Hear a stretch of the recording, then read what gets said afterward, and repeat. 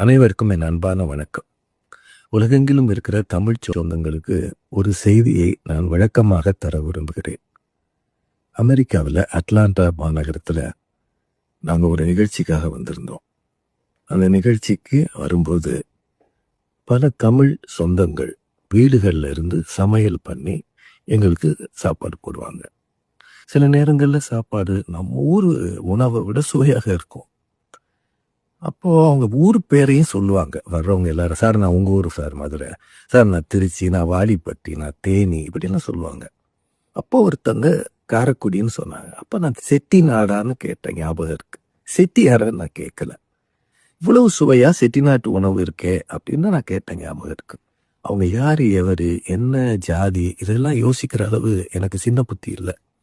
நாங்கள் இத்தனை வருஷமாக தமிழ்நாட்டையும் தமிழ் மக்களை சந்திக்கிறோமே, எங்கேயாவது யாராவது நான் போய் ஜாதிய சமய உணர்வுகளோடு இருந்தேன்னு சொல்லுங்க. என்னோடு பயணிக்கிற எல்லாருக்கும் தெரியும், என்னை சந்தித்த எல்லாருக்குமே தெரியும்.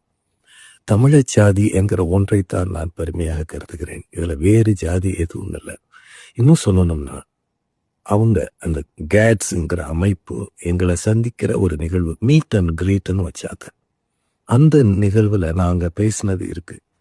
யாரும் ஜாதிய உணர்வுகள் சமய உணர்வுகளோட இங்கே இருக்காதீங்க.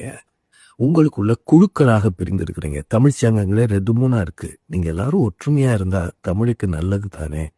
ஒருத்தர் நிகழ்ச்சிக்கு இன்னொருத்தர் போகாம இருக்காதீங்க, எல்லாரும் சேர்ந்துருங்க. இப்படியெல்லாம் நான் பேசியிருக்கேன்.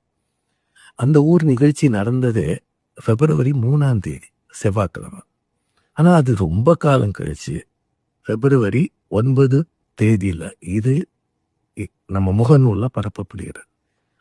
ஒருவேளை அந்த சகோதரிகளை நான் அப்படி பேசியிருந்தேன், அப்பவே அவங்க கிட்ட கேட்டிருக்கலாம். அல்லது அன்று மாலை நடந்த அந்த பட்டிமன்றத்தின் போது என்ன பிடிச்சி கேட்டிருக்கலாம். எல்லாரும் சந்தோஷமா இருந்தாங்க.